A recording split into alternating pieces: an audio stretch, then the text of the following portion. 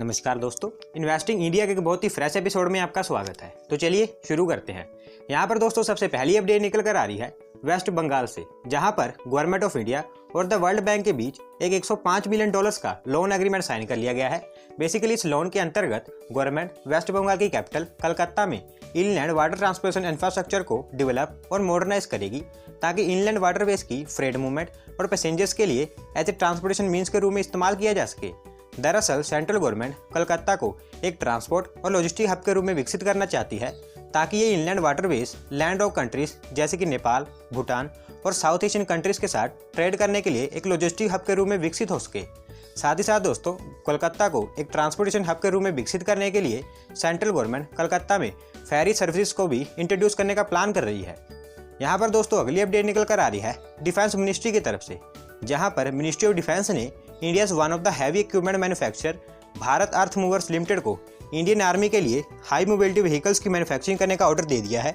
इस ऑर्डर की total value approximate 758 crore है, जिसके अंतर्गत भारत अर्थ मूवर्स लिमिटेड इंडियन आर्मी के लिए एक साल के अंदर अंदर हाई मोबिलिटी व्हीकल्स की मैन्युफैक्चरिंग करके देगी। दोस्तों, ये high mobility vehicles Indian army के लिए डिफिकल्ट टेरेन एरियाज में उनकी ट्रूप्स मूवमेंट को काफ़ी तेज करने वाले हैं, और इन व्हीकल्स की मैन्युफैक्चरिंग BML केरला में उनके एग्जिस्टिंग पलक्कड़ प्लांट में करने वाली है। तो दोस्तों यहाँ पर हमें इंडियन आर्मी की पावर में एक और व्हीकल्स ऐड होते हुए दिखाई दे रहा है।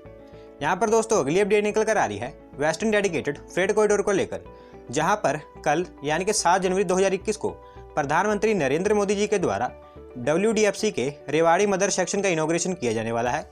WDFC का ये सेक्शन 306 किलोमीटर लंबा है, जो 89 किलोमीटर इन हरियाणा और 227 किलोमीटर राजस्थान स्टेट में फैला है।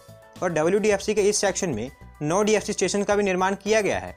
दोस्तों, इसी के साथ साथ प्रधानमंत्री जी कल WDFC के इस सेक्शन में न्यू अटेली से किशनगढ़ तक world's double stack long haul 1.5 kilometre long container train को भी हरी झंडी दिखाने वाले हैं। दोस्तों, कुछ दिन पहले मैंने आपको बताया था कि EDFC का भी एक 351 किलोमीटर लंबा सेक्शन, उसका भी इनॉग्रेशन कर दिया गया है, और अब कल WDFC के इस सेक्शन का भी इनॉग्रेशन कर दिया जाएगा। और धीरे धीरे अगले 5-6 महीनों में EDFC और WDFC के सभी सेक्शन का इनॉग्रेशन भी देखने को मिल ही जाएगा।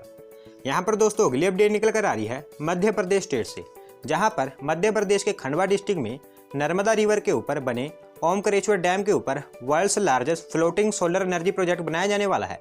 दोस्तों, इस सोलर एनर्जी प्रोजेक्ट को international finance corporation, the world bank और power grid corporation of India के द्वारा मिलकर इंप्लीमेंट किया जाएगा।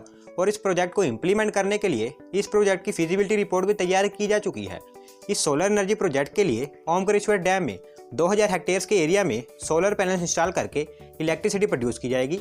इस सोलर प्रोजेक्ट की पावर जनरेशन कैपेसिटी 600 मेगावाट की होगी, जो इसको world's largest floating solar project बना देती है। इस सोलर एनर्जी प्रोजेक्ट को 3000 करोड़ की लागत से अगले 2 साल में बनाकर कंप्लीट कर लिया जाएगा। तो दोस्तों, यहाँ पर हमें भारत के रेन्यूएबल एनर्जी रिसोर्सेज में एक और सोलर प्रोजेक्ट ऐड होता हुआ दिखाई दे रहा है। यहाँ पर दोस्तों अगली अपडेट निकल कर आ रही है Indian tech products brand boat की तरफ से, जहाँ पर बोट ने यह अनाउंस किया है कि उन्होंने वारबर्ग पिंकस, जो कि एक globally leading private equity firm है, उनसे $100 मिलियन की इन्वेस्टमेंट अट्रैक्ट कर ली है।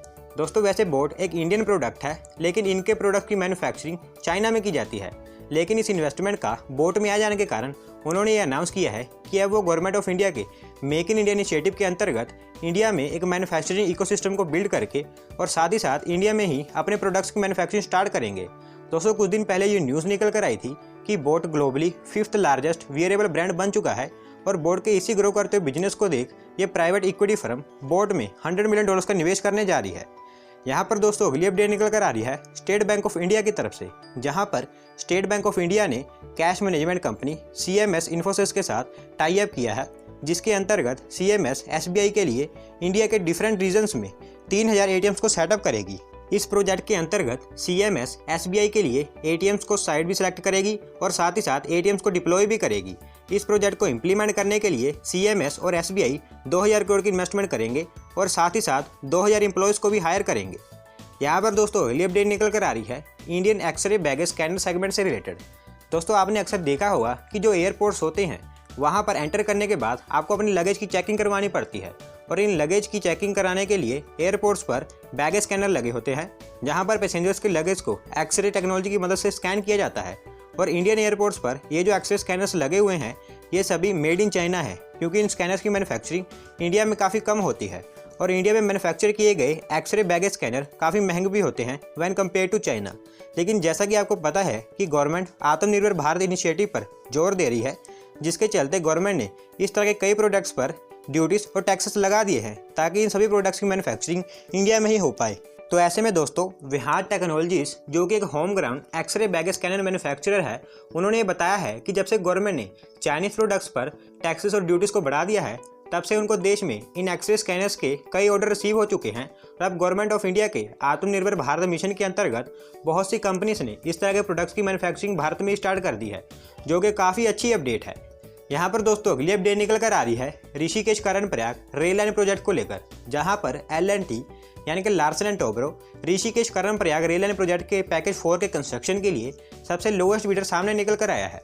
बेसिकली इस रेल लाइन प्रोजेक्ट के पैकेज 4 के अंतर्गत L&T उत्तराखंड में इस रेल लाइन के लिए एक टनल, 2 एम्बैंकमेंट्स और एक माइनर ब्रिज का कंस्ट्रक्शन करने वाला है। इस प्रोजेक्ट की टोटल कॉस्ट 3,852 करोड़ एस्टिमेट की गई है।